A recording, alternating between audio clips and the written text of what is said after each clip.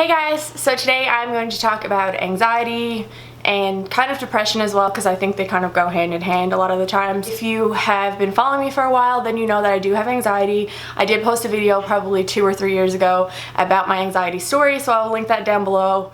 I honestly cannot even remember what I said. I haven't watched it in a while, and I think I would probably be cringing if I watched it now, but it might definitely help you guys, so I'll link that below.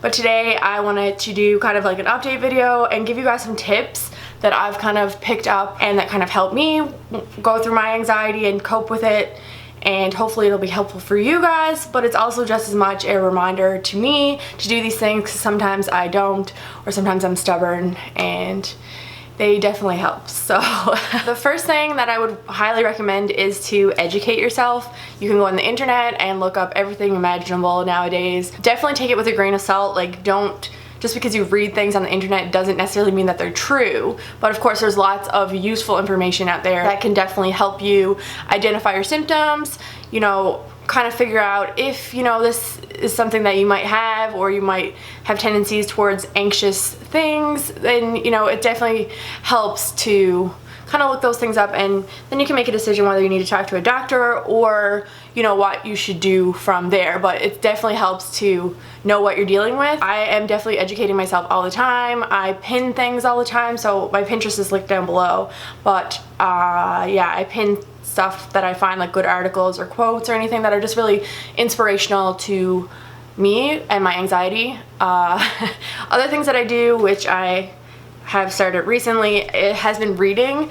And one of the books that I've finished, and I highly recommend, if you follow me on Instagram you've already seen this, but the 13 Things Mentally Strong People Don't Do. This book is amazing. You do not have to have anxiety or depression or anything to read this book. It's not actually kind of marketed towards anxiety or depression, but it definitely has really good tips to help, like, build the strength of your mind. So this is a book that I feel like I am gonna go back to. If you guys want like a full book review or something, I could probably do that. I've never done that on my channel, but you can definitely let me know. But this, I highly recommend this to everybody. Another book that I'm currently reading, and so far I'm only like 3 chapters in, but I'm like super impressed with the book so far. It's When Panic Attacks, and it says the new drug-free anxiety therapy that can change your life. So this basically goes through, like, if you were to go see a therapist and do cognitive behavioral therapy, or there's different kinds, but it basically goes through all of the techniques and teaches you how to do them, and then better be able to cope with your anxiety. So hopefully once I read that book, I will have some tools to help me cope a lot better. So yeah, I would definitely recommend educating yourself. Number 2, which I think is a huge one, don't let the fact that you have anxiety define you. And I think that I kind of got caught up with this when my doctor initially told me that I have anxiety. She never really like explained a lot of things to me, so then I kind of had to go out and educate myself. But I think I kind of got stuck in the fact that I have anxiety, and then it kind of just took over of just me. All I am is anxiety. That's what I kind of thought for a long time.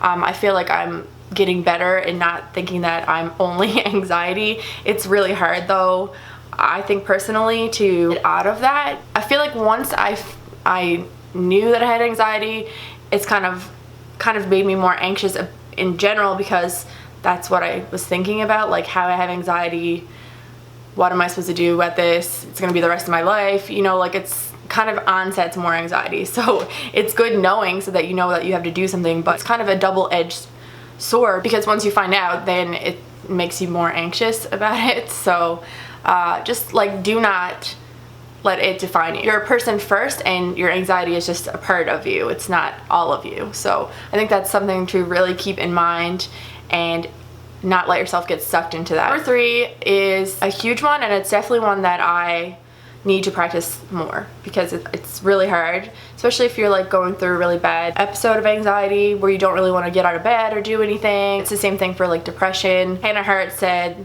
in one of her videos that when she's going through like a depressive episode, she does things that are at the same capacity as what she's able to give that day. So if she's only at 20% capacity, then she only does activities that require only 20% of her effort. And I thought that was like an amazing thing. Like, that was kind of a revelation for me, because you know, you kind of feel like you're just lying in bed, you're not doing anything, you're useless, which is all, of course, not true. You should definitely take the time to feel better and just, you know, take that bad day. It's just one day, move on to the next day, and hopefully get over it. But it's definitely really easy to just not do anything and just kind of like mope and feel bad for yourself. So some of the things that really help is doing things that only take 20% of the capacity of what you're able to give. So things like just getting a shower. I know I definitely feel better after getting a shower.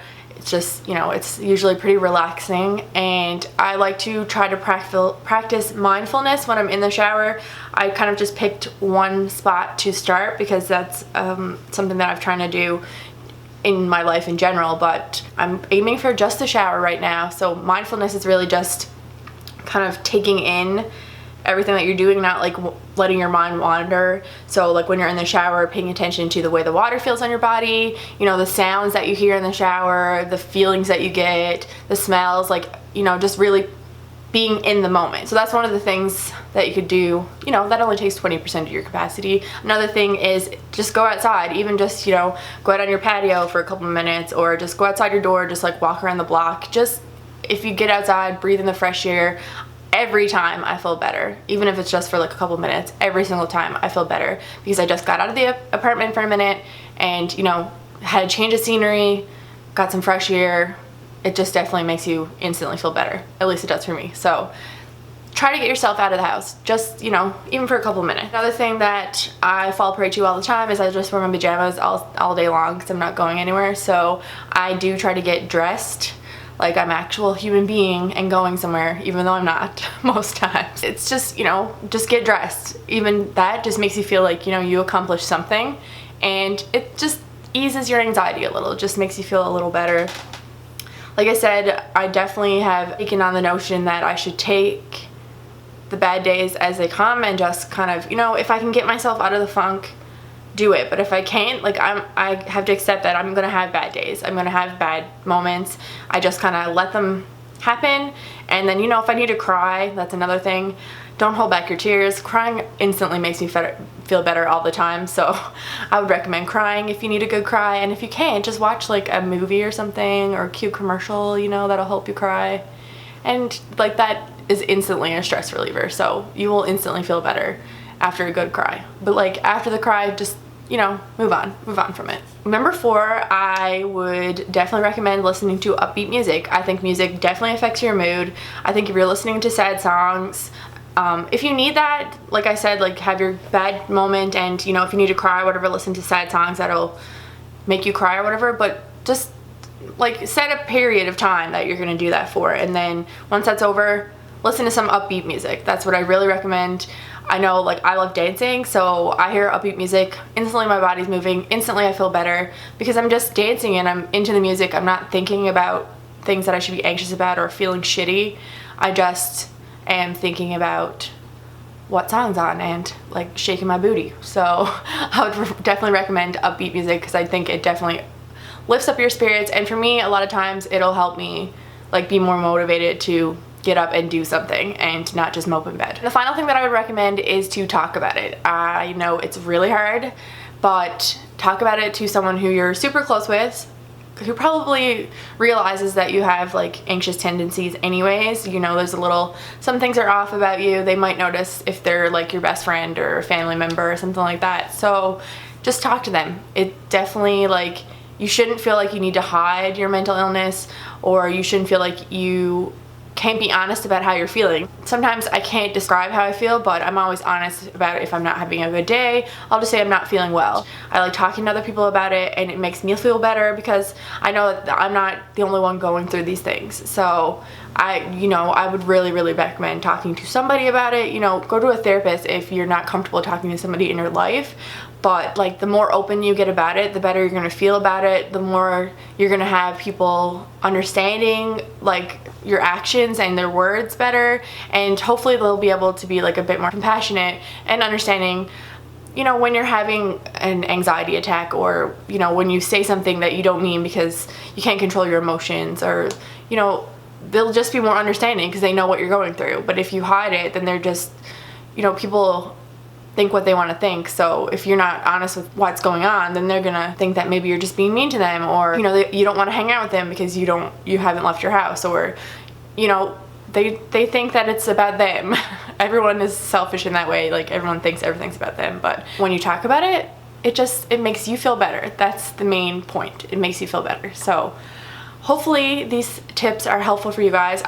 You know, if any of you guys have any mental health tips, it doesn't have to be like anxiety or depression, just, you know, any kind of tips that are going to help you have a stronger mind and feel better mentally, then leave those down below. I would love to read them, and I'm sure other people would love to read them as well.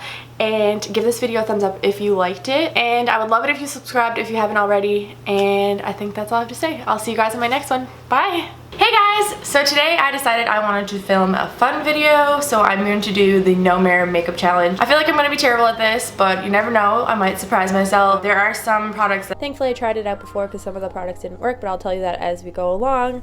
For the day makeup, I'm starting with a primer. This is just going to smooth out on any imperfections, and then I'm just going in with